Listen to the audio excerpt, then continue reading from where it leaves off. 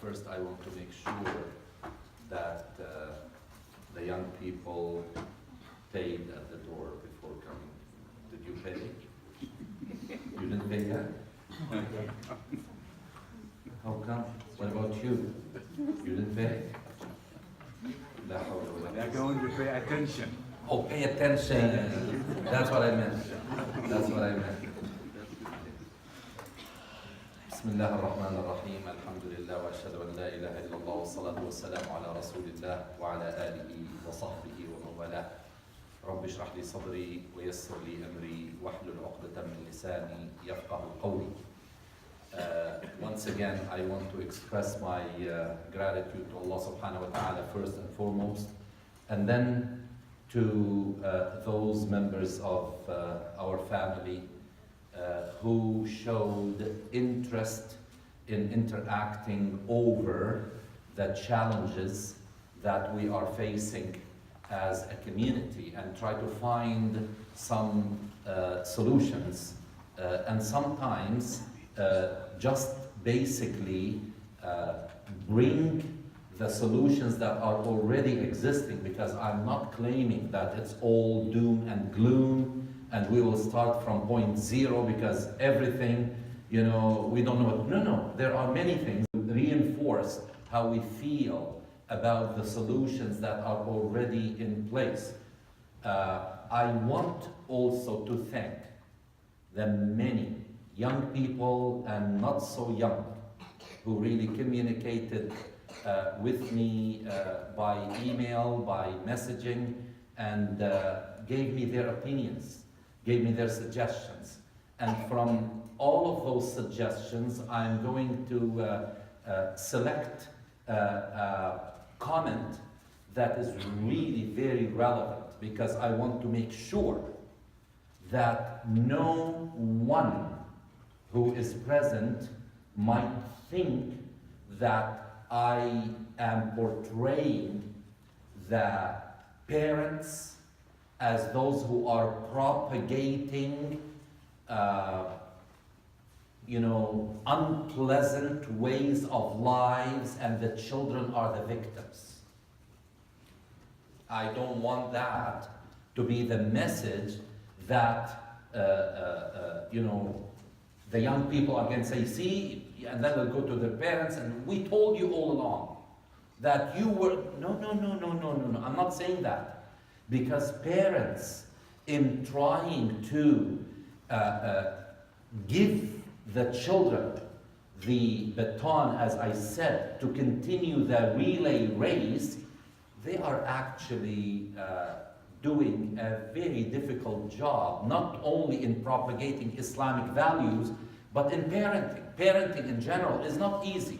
Inshallah, one day, all the young people will become parents and they will realize, albeit a little bit late, that their parents really did the right thing for them.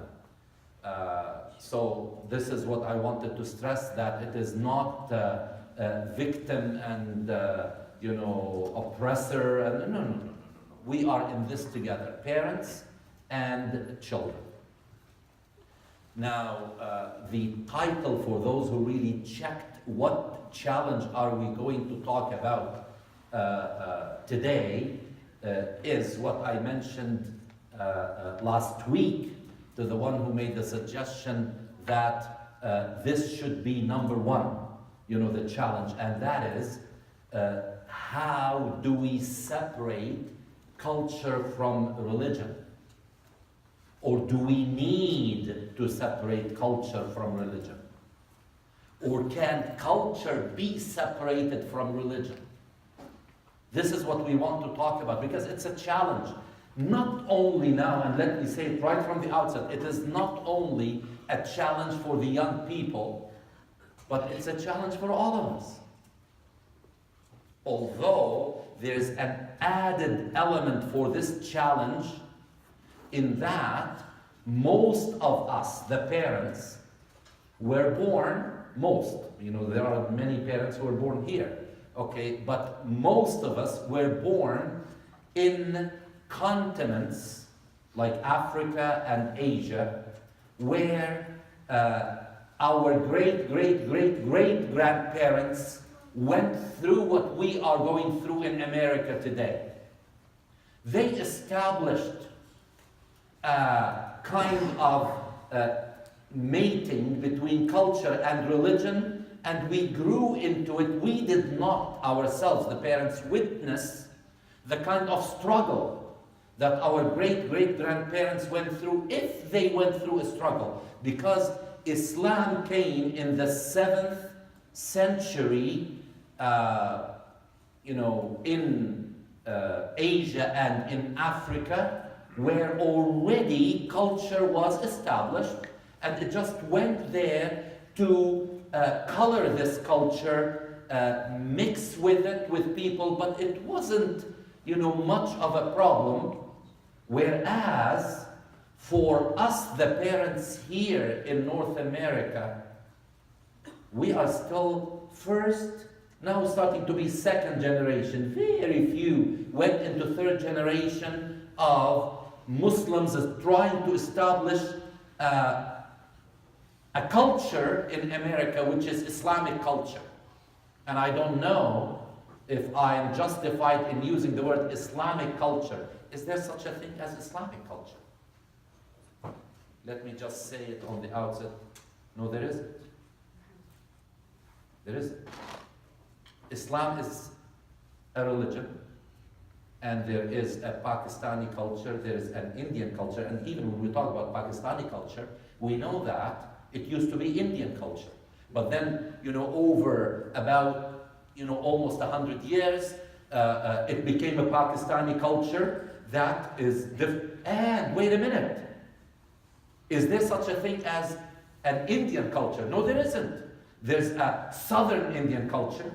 There is Punjabi culture. There is, even in Canada, there is a British Columbian culture. There is a Quebecois culture. There is a maritime culture. There is, culture varies without us noticing, only to discover once we jump from one culture into another that we get a shock. The same as when you take something like this and throw it into water, you see a splash that we call culture shock.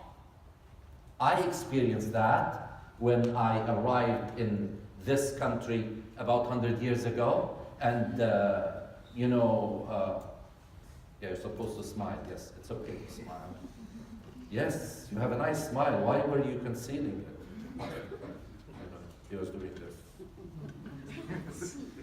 Okay, now we have to realize that culture is something that we develop over time in such a way that you cannot tell that now I'm moving from this part of the culture. Tomorrow I will develop another phase of the culture. You just don't feel it.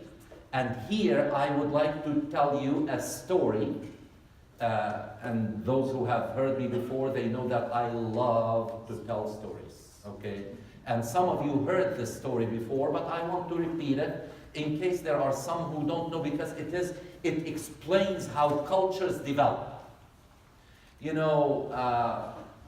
An experiment was done where, and it's, to me, it's whether somebody really thought about it or somebody did it, I don't know, but it is just the meaning, even though the meaning is for those who love animals, and I'm one of them, it may sound a little bit, it's cruel. Okay, someone did an experiment whereby he brought a frog and put it in a jar of just room temperature water.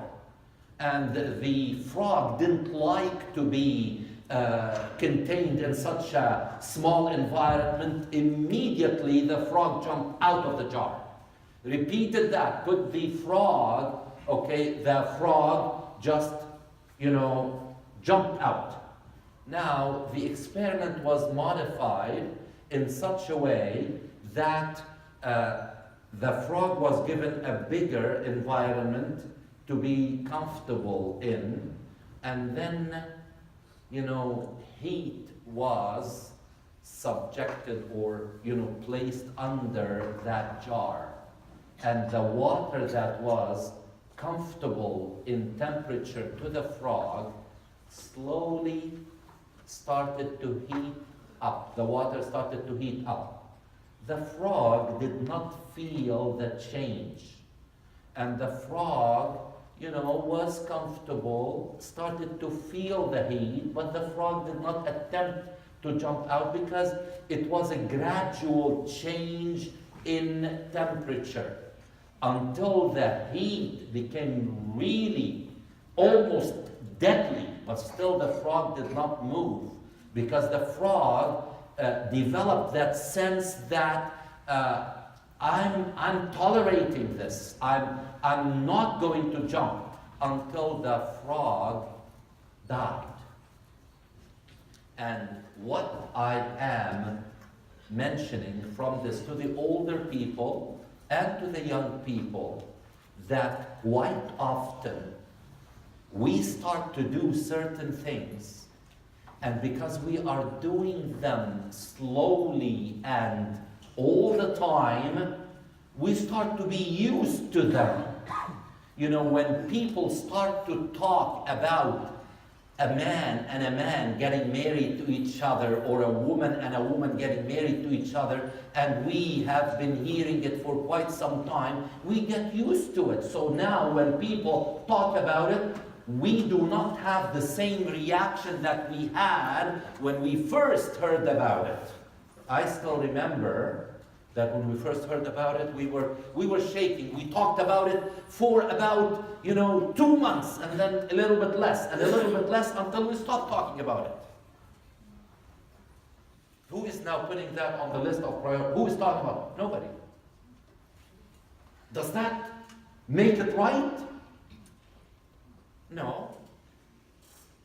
But our culture became such that we are used to it. Now, when I first arrived in Canada, I know that I felt very uncomfortable walking at the intersection of Dundas and Richmond and seeing girls in halter tops and in shorts.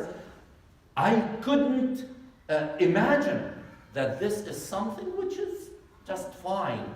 Now, and I'm not pointing fingers at any one of our girls or boys, just trying to tell them that this is wrong, and the answer will come right jumping at you, and they will say, Baba, why is it wrong? They're comfortable like this. Why? You know why they are saying that? Because they go to school and, my kids say that we can't imagine if you are given the job of a principal for one day only, what you will do. I know what I'm going to do, but that's why they will not put me as a principal. Now, many things happen. I remember where I came from, where I was born, when we will see the principal just, moving, and his head is shown through the doors leading to the yard of the school, as if there is a wave of silence that everybody stops talking. Because the principal they stop talking. Not only that, no, stop talking, because, Ustaz Abdul Ghani, I still remember his name, Abdul Ghani Attar. Because when he showed with his, commanding, presence, that was the culture. Now, is it right? No, it's not right. But that was the culture. Or is it right for the principal, to just see certain images of what we consider do not mix with Islam, and we say, that's okay? Now, at this stage, I made a list, just before coming, and I want you, don't answer unless you feel strongly, because each of those things on my list, inshallah, a time will come and we will talk about it. Now, I'm going to mention certain things that even older people are not so sure. Are they part of Islamic faith, Islamic principles, or are they cultural practices? So I'll mention, number one, not accepting photographs to be taken of us. Not, no pictures. Just think about it. Is this cultural or is it part of our Islamic teachings? Number two, media have been talking about Islam equals honor killing. There are certain regions of the world where, and please, from now on for communication purposes, I am not going to identify any country as an Islamic country. There's no such thing. But I will say,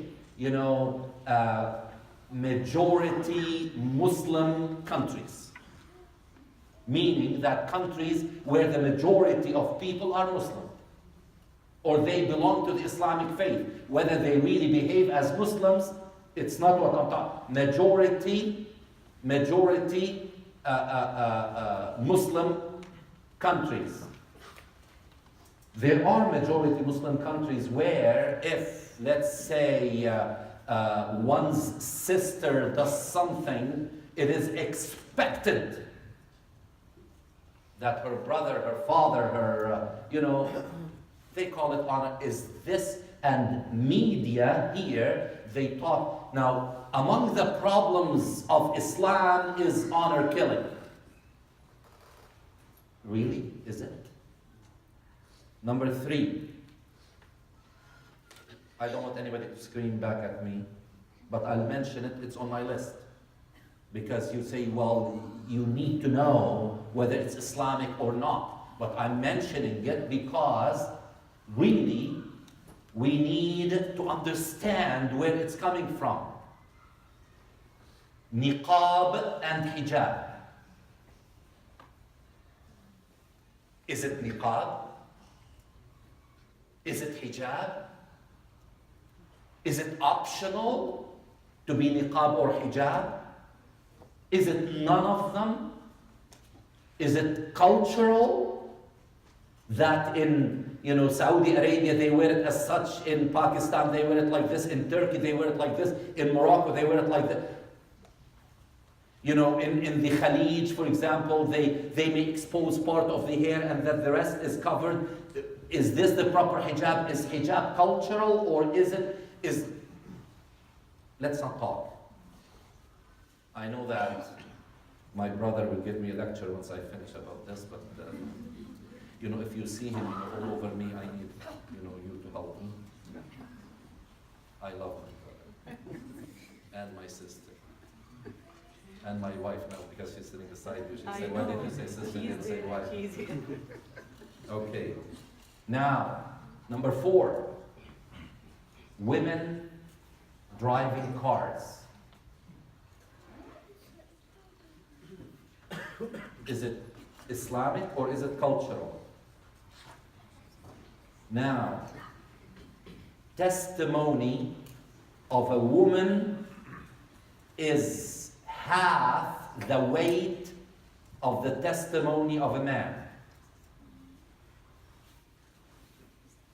Is it cultural or is it really part of Islam? Now, again, immediately after that, a woman gets half the inheritance of a man. Now, women should, and listen to this, should have a separate section in the masjid where they cannot be seen, usually in the basement, or on a mezzanine, or a big divider has to be there. They need to have a separate entrance. Now, is this what Islam teaches? Is this what the Prophet did at his masjid and said this is what Islam, already I don't want you to start saying, oh, now we know the answer. No, I'm mentioning this. Is it Islamic or is it cultural? Now, is my beard Islamic or cultural? We know that at the time of Prophet Muhammad ﷺ, Islam came into a community where everyone had a beard. Now, did the Prophet ﷺ say that the beard now is Islamic or is it still cultural? Wearing a turban or wearing a kufi or wearing is it Islamic? Oops, I violated today Islamic principles. Is it cultural? Now, is reciting Quran when someone dies Islamic or cultural? Do we have to recite Quran when someone dies? Do we have to put Quran on loudspeakers or put it in the background when someone dies, because this is what we've been seeing everybody doing? So is it Islamic or is it cultural? Is learning Arabic an Islamic teaching, or can we learn our deen without knowing Arabic? I know many parents will say, see, I told you. Okay. No, this is a list that I made that I want us to think about, because it's a challenge. Now, it is often said, and this is what makes things complicated, it is often said Islam is not a religion. Islam is a way of life. Oh, wait a minute. If Islam is a way of life, then how can you talk about separating culture from religion? At this stage in my presentation, I want to say, I am not an advocate or a believer that culture needs to be separated from religion. So what are we talking about? What I really would like to say now in summary before I continue is that Islam, different from any other, for the time being, let's use the word religion, different from any other religion known to humanity. And you will say, but isn't Islam the religion of humanity from beginning? Yes, it is. But people modified it, added, did this, and they called it by different names and whatever they did. The pure Islam that was finalized by our beloved mentor, messenger, seal of prophets, Muhammad ﷺ, is a way of life different in what way? By establishing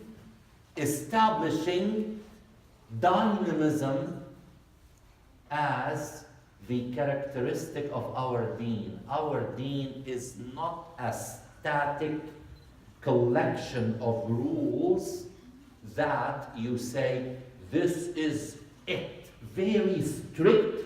You cannot know. There are two levels of diversity that are allowed, or not allowed. They are part of it, two levels. Number one, and please, this will change the way we look at our deen. And I'm not saying here, oh, are you changing? No. But we really need to, and this is the purpose of this gathering, look at our deen as a dynamic way of life at two levels. The first level is not for us. It's for scholars. It's called interpretational diversity. When Umar and Abu Bakr, may Allah be pleased with them, interpreted certain ayat of the Quran differently, no one called one or the other as diverting from it. It was allowed. Otherwise, let me say it. If Allah subhanahu wa ta'ala wanted us to understand that we need to wash our feet in wudu instead of what At-Tabari, one of the scholars who interpreted the Quran, said, no, it is just wiping, as he understood the ayah, that you wipe. Others said, no, you wash. No, you wipe, you wash. You know what? Our deen is such that for scholars, there is the level of interpretational diversity, because scholars know the occasion of revelation. They know why it was revealed, and they learned it by what is called isnad, meaning a chain of propagation. If I am not a scholar of hadith who does not know that this hadith came from, oops, there is a broken link in the chain. I don't know that. So I will use this hadith as a proof. You know, you don't know what you're talking about. This is the hadith. But then we talk to scholars of hadith, say, don't fight. There is something here. So how do we learn our deen then? By referring anything which we will, towards the end I will say, how can we really solve this dilemma of culture versus religion or versus Islamic faith? We really need to have a trusted source of scholarship who can, with sincerity and honesty, go back to another level, who may depend on another level, until we reach a scholarship that we cannot really doubt the strength of its basis, and then we will transmit it this way until it reaches us. But our duty, our responsibility, our Islam dictates that if I see Sister Sadia doing something differently than I'm doing it, I may ask her, say, Sister Sadia, why are you doing this? Because I this and I'm comfortable. Alhamdulillah. We stop propagating enmity against each other because this is part of our deen.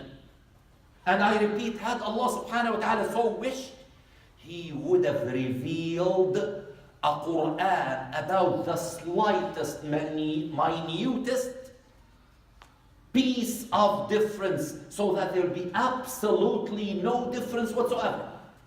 قُلْ لَوْ كَانَ الْبَحْرُ مِدَادًا لِكَلِمَاتِ رَبِّي لَنَفِدَ الْبَحْرُ قَبْلَ أَنْ تَنْفَدَ كَلِمَاتُ رَبِّي وَلَوْ جِئْنَا بِمِثْلِهِ مَدَدًا.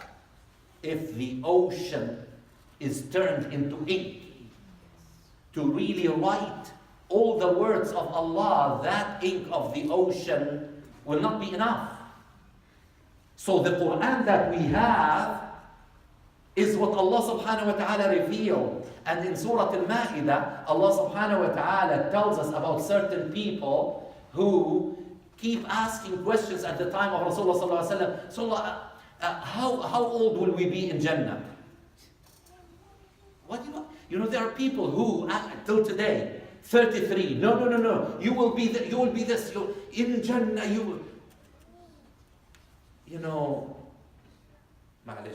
I know. Yesterday, my son-in-law said something which is so beautiful. We were talking as a family, about something. And he said, why do we have to worry what will happen in the grave?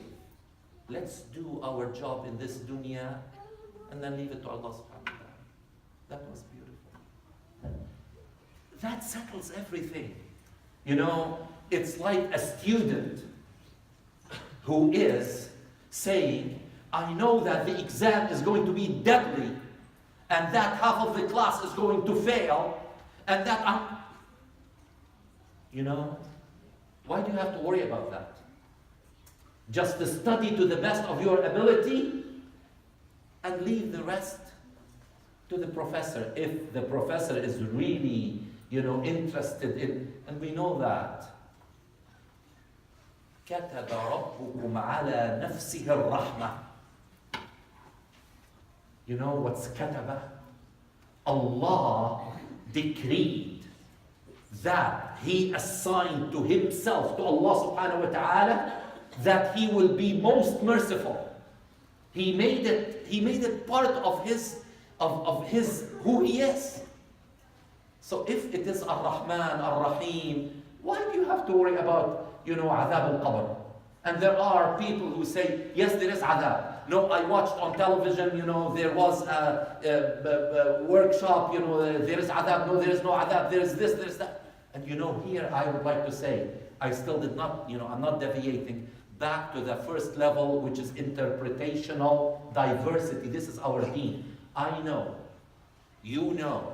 I've experienced it, you've experienced it, that it's not some, a big chunk of the dilemma of culture, religion, sects, this is that now we have social media, we have television, we have YouTube, we have this, and we are seeing people, we assume they are the ones who are the basis of scholarship, fighting with each other on television.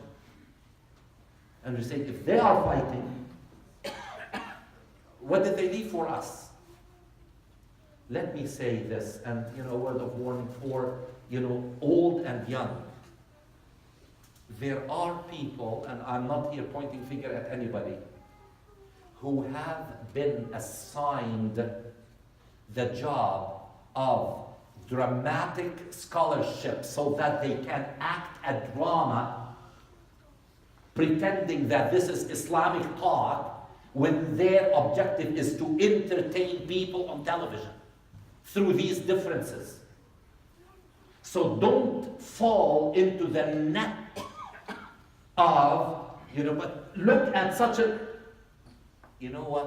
back to have a source that you trust who can, take you by the hand, so to speak.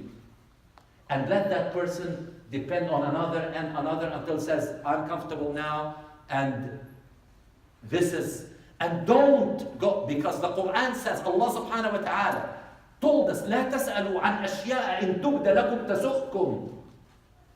Don't start to ask questions about certain issues that the Quran did not point out, because if Allah would point it to you, you may dislike that verdict. So don't ask so many questions. If Allah is telling us subhanahu wa ta'ala, don't ask so many questions, it means be comfortable, ask that person if you are in doubt, and do what that person does. Because that person, and I say it every time I go for Hajj, the first thing I tell the people, the Hujjaj, Allah subhanahu wa ta'ala has willed that I put myself in a position of responsibility. Any answer I give you to a question, anything I tell you, I assume full responsibility in front of Allah subhanahu wa ta'ala. Because in Hajj especially, more than anything, more than Salah, more than fasting, more than Zakat, Hajj has the most of interpretational differences of any act of worship. Because Prophet Muhammad ﷺ did not do Hajj until the 10th year of Hijrah, which is a few months before he died. A few months. Scholars estimate about 4 months. And during that Hajj, Allah subhanahu wa ta'ala says, الْيَوْمَ أَكْمَلْتُ لَكُمْ دِينَكُمْ. Today, I have perfected your deen, completed your deen for you, and I accepted Islam as a way of life for you. Therefore, in Hajj, some people tell you, no, you've got to do these in order. You've got to go to Mecca first. You've got to do Rami Jamarat al-Kubra. You have to, just assign it. And I say, don't do fatwa shopping. There are many people who go around and ask for fatwa shopping. I know you can, testify to that. Okay, so therefore, interpretational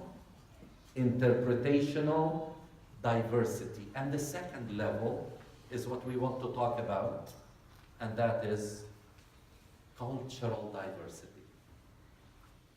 Cultural diversity. Can someone guess the ayah in the Quran that points to cultural diversity? It's in Surah number 49.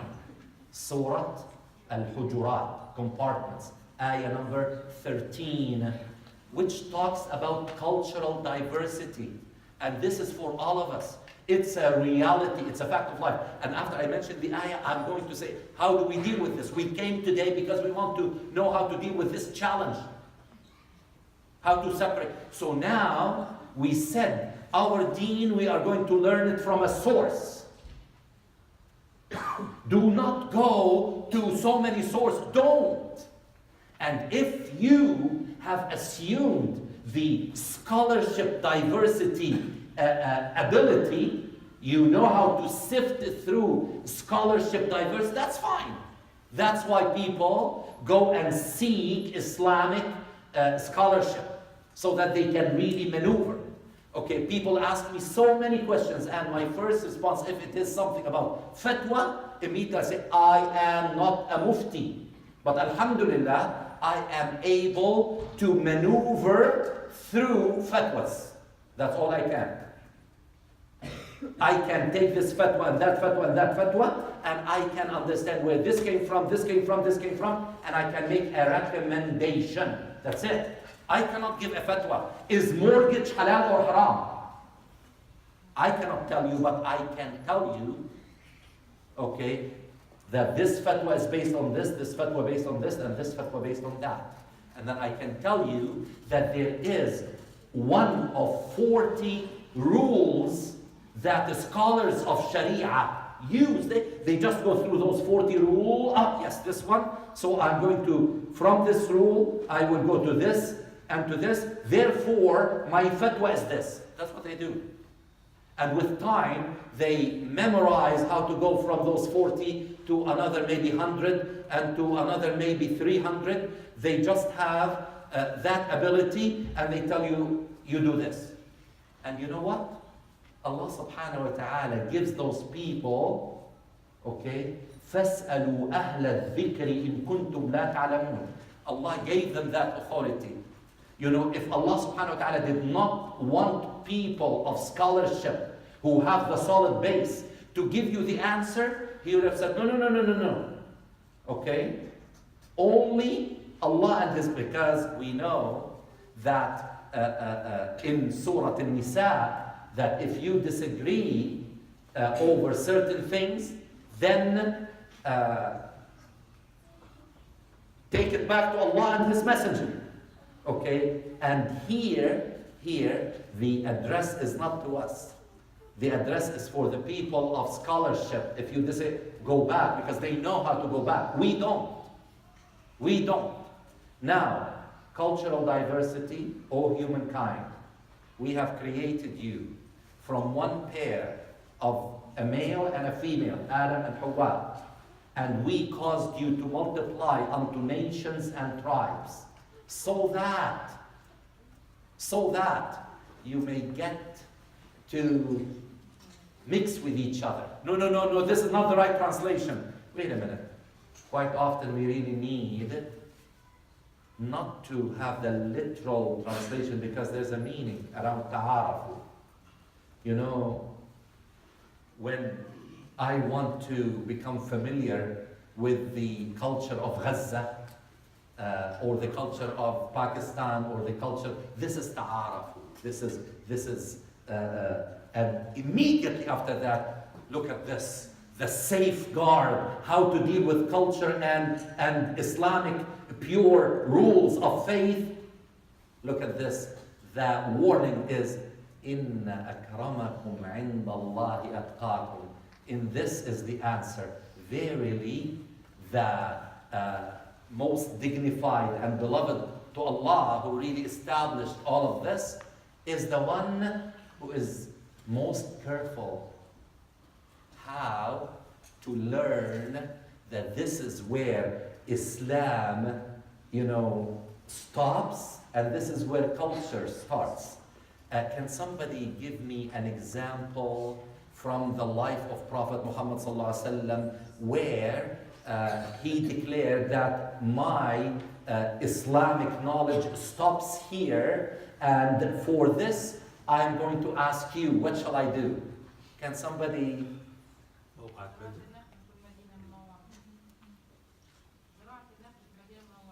Allahu Akbar, Allahu Akbar. We have a scholar here.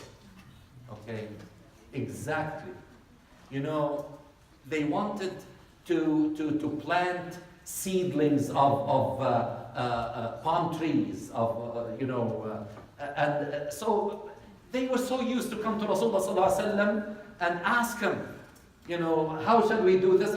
He said, I don't know. You know better about the soil of Medina. You know more how deep to put the seedling. You know more. I don't. Islam does not talk about this.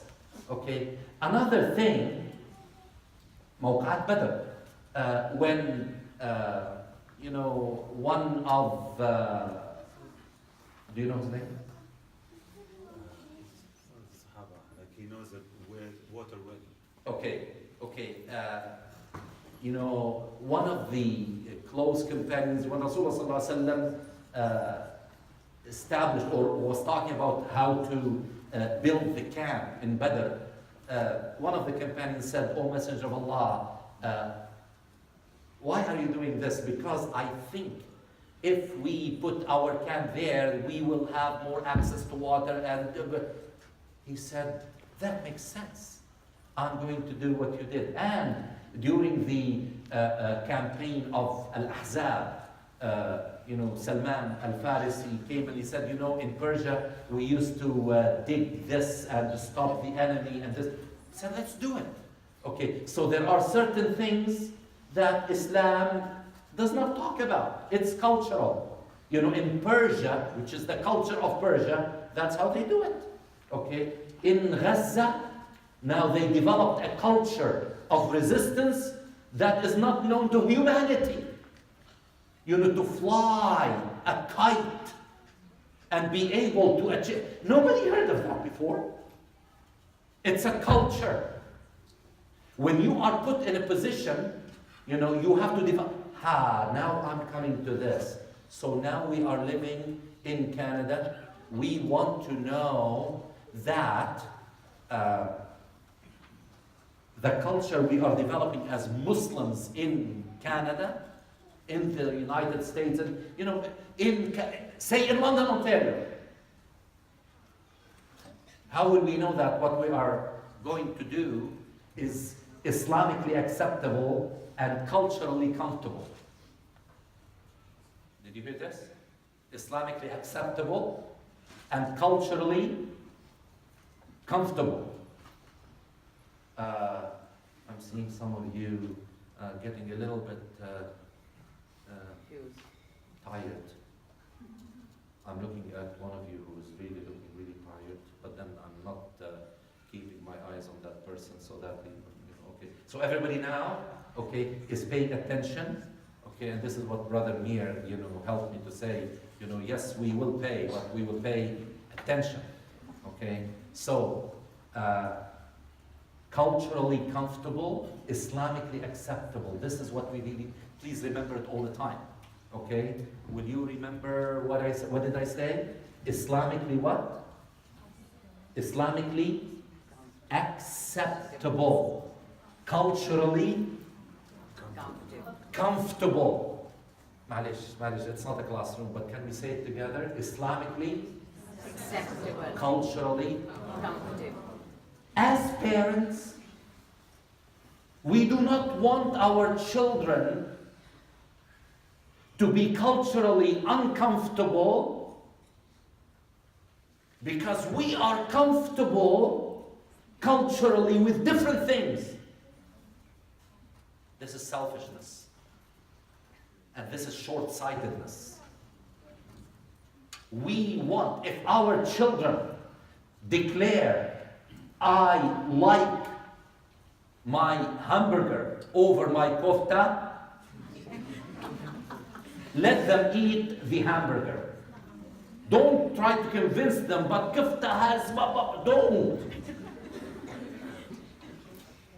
As long as it's halal. We didn't get to that challenge yet, as long as it's absolutely. You know, there are two people who are talking to each other, and one of them is putting a hoodie on his head, and the other one is talking to him, and you know, but I want everybody to pay what? Attention. Okay, so are you looking at me? Let me see. The people with the hoodie, who's the, yeah, mashallah. Now everybody is looking, alhamdulillah. So now, the summary of what I talked about is this. Take a practice, any practice. We are now living in North America. We want to establish something as we are building. You know, I still remember what Brother Hisham was doing when, how many years back when we renovated? 3 years back or? Yeah, almost 4. 6 years, Allahu Akbar. Allahu Akbar. Now, he and Brother Naeem would talk about things that the rest of us did not understand. Okay? They were engineers, they were planning, they were this, they were that. So now, I don't know about you. I honestly, if I want to remember how the place looked 6 years back, I have to really now work on my memory and say, oh, because now I'm seeing this and I'm comfortable with this. There were people who argued, even, Hisham, if you remember, about the color of the carpet, right? About the quality of the carpet, right? Is there anybody who's talking about this now? No, because we became comfortable with the carpet. We became comfortable with the, so many people talked about what color shall we paint this wall with. But now, who's talking about that? Nobody. So what I am sending as a message to my sisters and brothers who are, you know, parents, is that we really need now to continue with those practices from our culture we are comfortable with that are in line with the Islamic teachings, acceptable Islamic teachings, based. How do we define acceptable? We already said that. We will ask a source.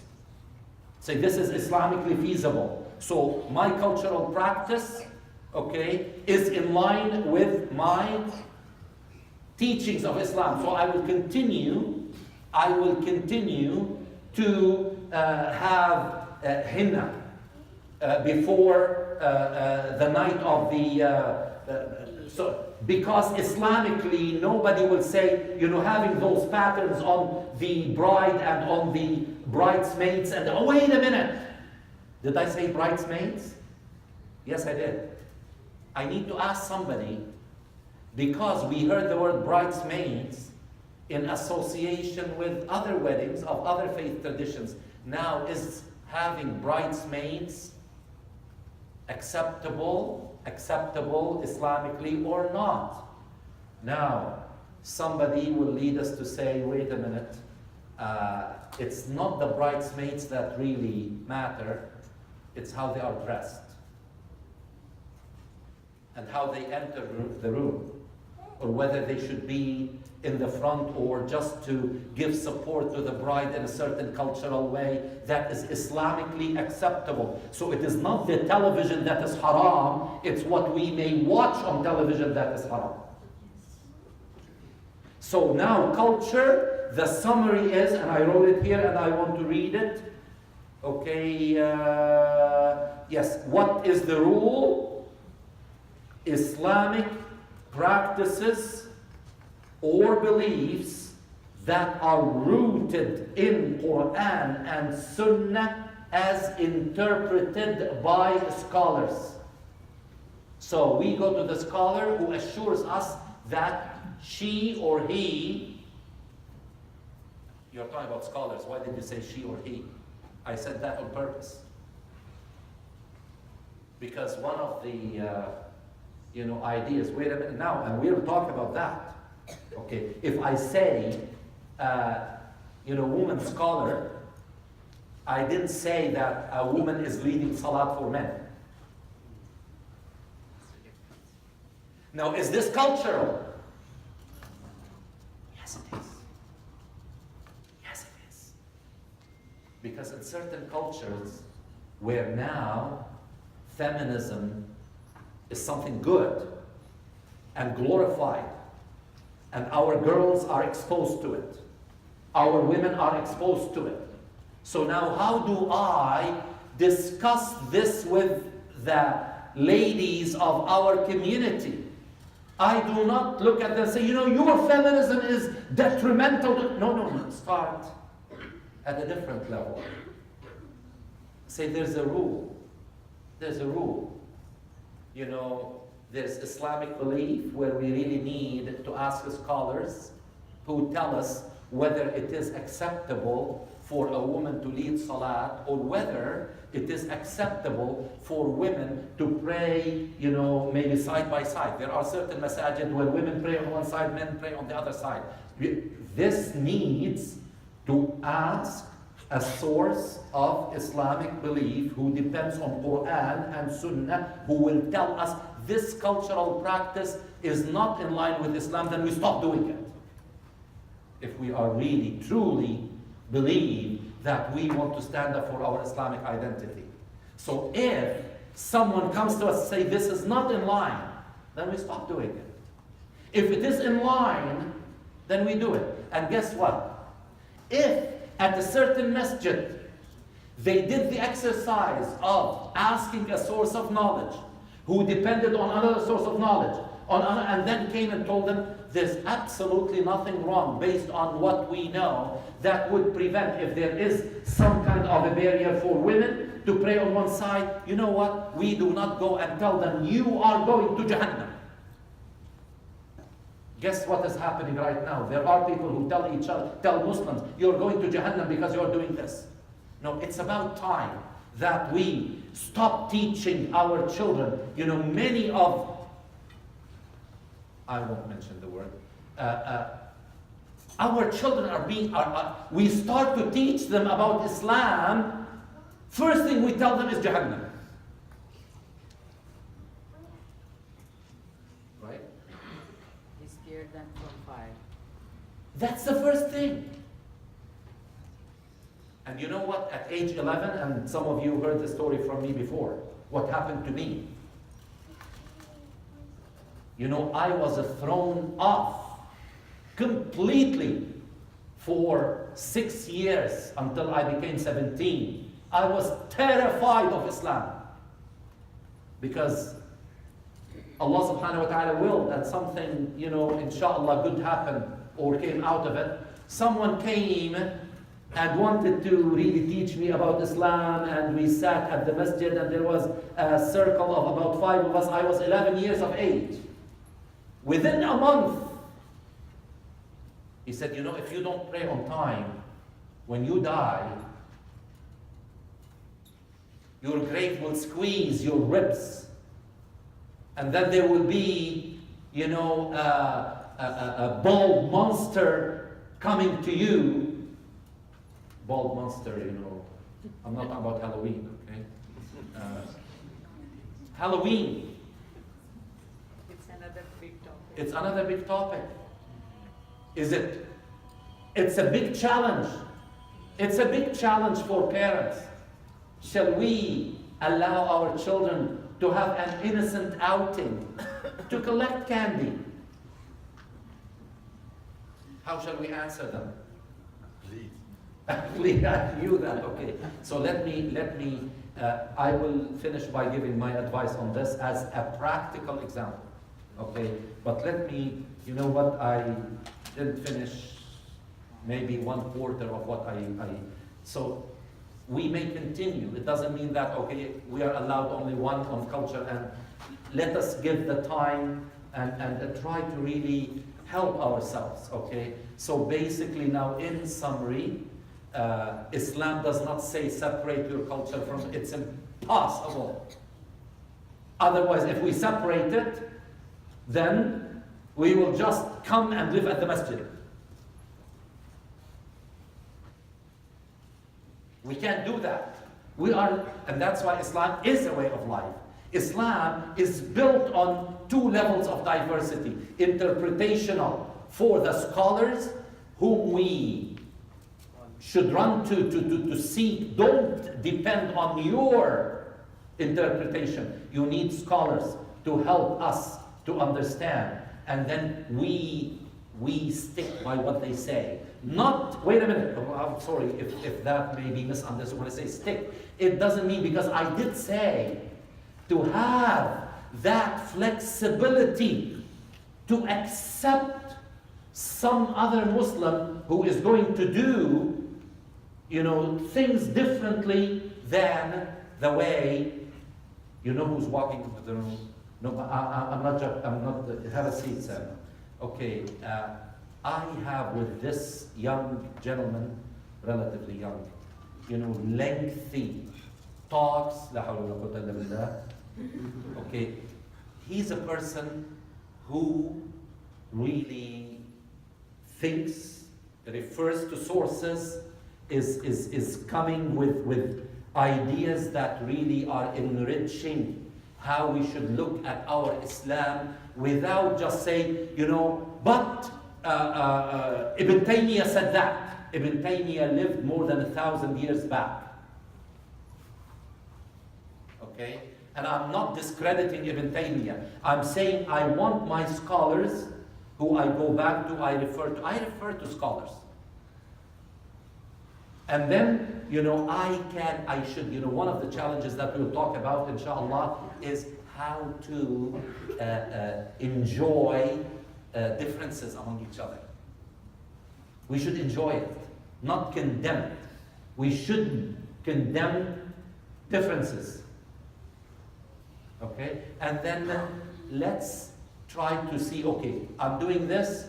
Does my understanding of Islamic beliefs, or do Islamic beliefs accept you know, this? If no, I stop doing that in my culture. If yes, enjoy it. Enjoy it. If your children come to you, and that's the last thing before I talk about Halloween, okay, if your children come to you with, you know, why can't I go out for Halloween? Just go back. You know, if you cannot find the answer, ask a source. But don't shut your children and say, because I said so. What a terrible answer. Don't ever say that. But may Allah bless the soul of my father, who said it all the time to us, because I said so. But it worked in his generation, but it's not going to work in our generation. It shouldn't work in our generation. Let our, I love you so much. You know, my great grand niece. Look how she's looking. Come give me a hug. Come and give me a hug. Come and give me a hug. Come and give me a hug. Oh, nice, mashallah. Do you love me?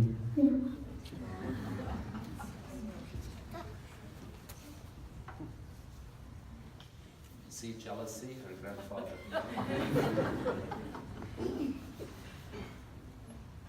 So basically, it is how to maneuver. Let the children develop a Canadian Islamic culture. And I said there's no such thing as Islamic culture. But when I put Canadian Islamic culture, I am, you know, London, Ontario Islamic culture, which is different than Toronto. You know, let us help them. They need help. They did not grow in an environment similar to the one that we grew in. When I was growing in Beirut, Lebanon, there was no such thing as going door to door and collecting candy. Okay?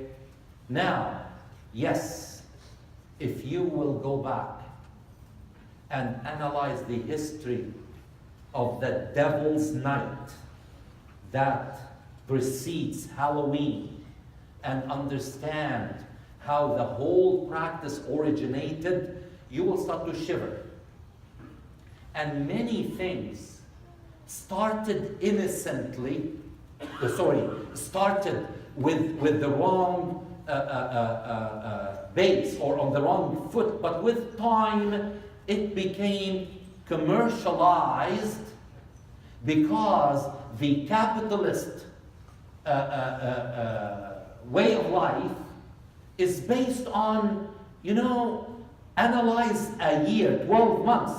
You will go from one season to another. So you will see Walmart, you know, putting the merchandise for the summer. Then it goes into Halloween. Then it goes into Christmas. Then it goes into St. Patrick's. Then it goes into Valentine's. Then it goes into, this is how they, you know, build it. And kids, by the way, you know, don't tell me, they will not say, Mama, Baba, look, you know, we have a neighbor who put monsters and, you know, things in their front yard to, you know, they just want to show that Halloween is fun, okay? And kids, you know, they like it. And then when they see the ornaments and the lights and things for Christmas, they love it.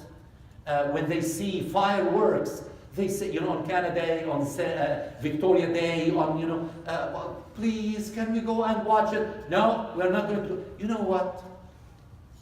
Go on Canada Day and I would say it's a must. It's part of our Islamic culture to celebrate Canada Day. Let everybody hear this. It's a must. Honestly, and please, I want everyone to participate. How many of us know the words of O Canada?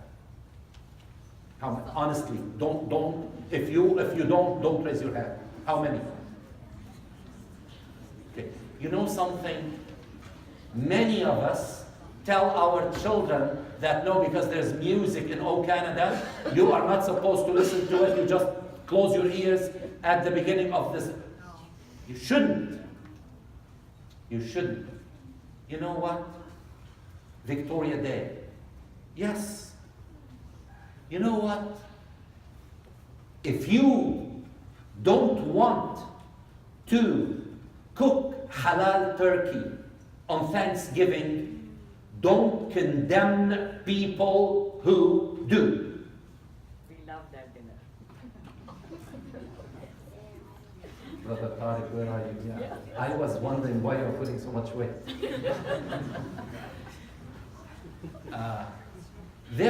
So let's go again back. So I'm not running away from Halloween. The way I will handle it, and if you notice, I don't know, people who have been in Canada for some time, you must have noticed that the wave of kids coming and knocking at that door is dwindling. Because there are people now who discovered that Halloween is not all fun and candy. Just check the news the morning of the 31st of October and see what happened in Detroit or in Philadelphia or in any of those where the destruction, and you know, it's called the Devil's Night, where the devil, where Satan is glorified, where those, you know, ghoulish images are propagated because of the glorification of Satan. So my answer, okay, first of all, you have to tell your kids that consumption of candy in big quantities is disgusting. That it is not right. You shouldn't let your kids just say because it's really sweet and they love it.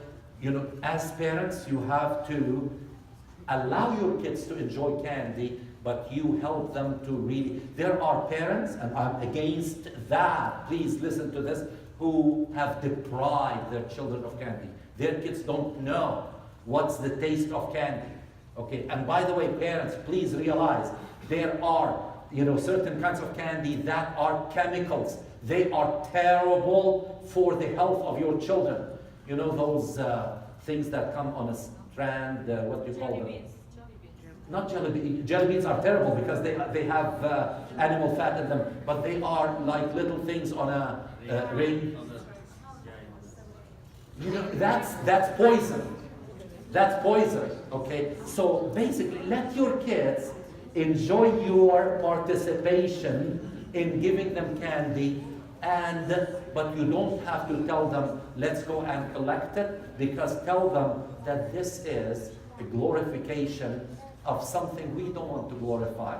Sit with your children and give them the alternative on another day. Wallahi, and I say wallahi, your children will stop asking you.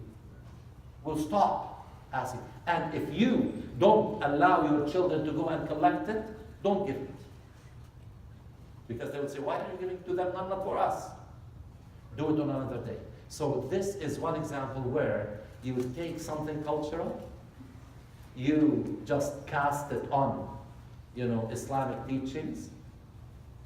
So let us now repeat the two words that summarize everything. So everything we do in Islam as a way of life should be Islamically acceptable and culturally. I repeated that because of you, because I want you to hear it, because we will discuss it later. Okay, because our way of life, we should have everything we do Islamically, religiously acceptable, but should be culturally comfortable. May Allah subhanahu wa ta'ala bless you for being wonderful.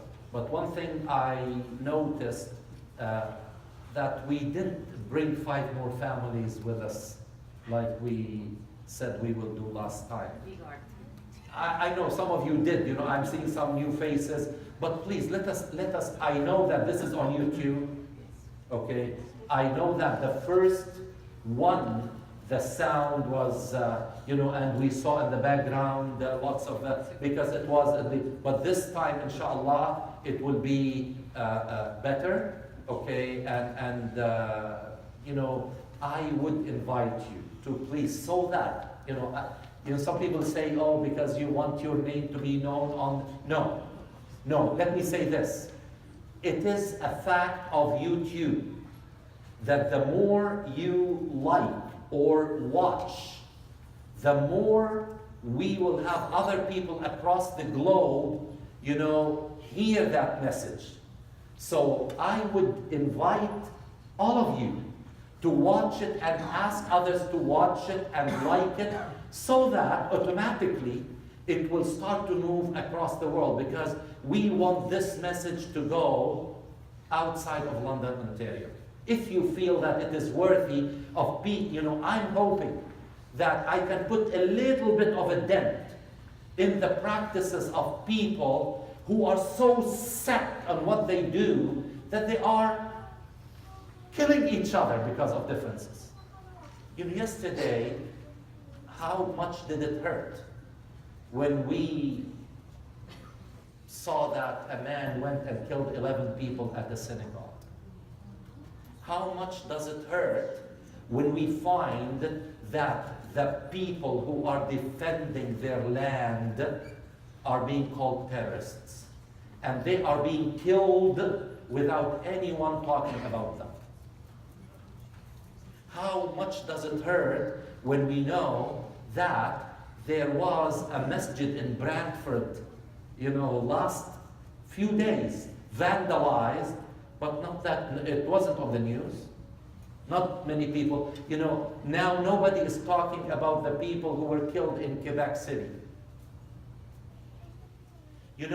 Places of worship are, sacred. We should feel comfortable everywhere we go. There's something, I will end with it before we will play Dhuhr. We took longer than, Rasulullah sallallahu alaihi wasallam is reported to have said that this deen, that is al-Islam, will develop until such a time when a person would be going from Hadramaut in Yemen to Syria, not worrying about any danger except wild animals. Meaning that there will be security. Look what he said, Islam will develop. So it is a duty, people who call Islam the problem, to tell them, no, Islam is not the problem. Human beings are the problems. Next Sunday, the time will be different. Or I shouldn't say that. There will be time change. We still are going to come at 12. How are we going to do it? Please, if you are on time, inshallah, we will do it efficiently. From 12 till 12:30, it will be Q&A, questions and answers. It will be, if you have a question for me, anything, and please come with questions, please. Then we will stop for Salat al-Dhuhr at 12:30. Then at 10 to 1, we will come back and I will give my presentation until 5 to 2, inshallah. Okay? And can I make a suggestion that I did not mention to Naji? He will say, oops, why did you say without consulting with me? I stand corrected. You have the power of veto if you don't like that. Okay? Now, if you feel like it, if you would like to bring some kind of a treat, a dish for those beautiful kids who came, and then we can really share it once we are done at 2 o'clock, because if you will come at 12, it means you will leave home, some of you, at 11:30, and some might not have, because it's Sunday and you didn't have time to really enjoy a nice breakfast and things. You will be hungry and things. So you come, we will have treats. So let's share it, okay? Let's enjoy it. And let me tell you, I'm working on it. Again, I gave you this Q&A, salat, and then presentation. Now, one thing I'm working on so that the young people would say, wow, mashallah. And by the way, you said, why did you say why before mashallah? Because I'm not going to say to the kids who are, their friends say wow, but if they will couple it with wow and mashallah, that's beautiful. So let us not tell the kids, you don't say wow, you just, let them be culturally mashallah. Now, I am working with Ihab, my son-in-law, and with Naji on a variety program.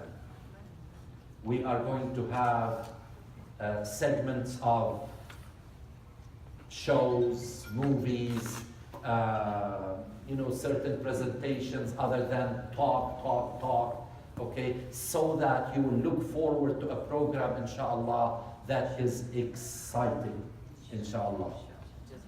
سبحانك اللهم وبحمدك نشهد أن لا إله إلا أنت نستغفرك ونتوب إليك والعصر إن الإنسان لفي خسر إلا الذين آمنوا وعملوا الصالحات وتواصوا بالحق وتواصوا بالصبر.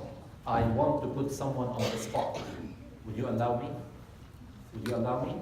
I'm going to walk to a person, or I'm going to put on the spot because before I was coming in, Naji told me about something that this very dear brother of mine was telling him, and I didn't approve of that, and I made him feel guilty because of what he said. So I'm going to go to this brother, and I'll put him on the spot, and he would say, oh my God, I wish I never, done it before. So I'm going to hold him by the hand, and I will ask him to come here.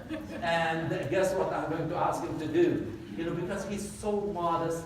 He said, I want to give others the chance to give adhan, but he has such a beautiful, serene way of giving the adhan. So we are going to, ask him to give the adhan, inshallah.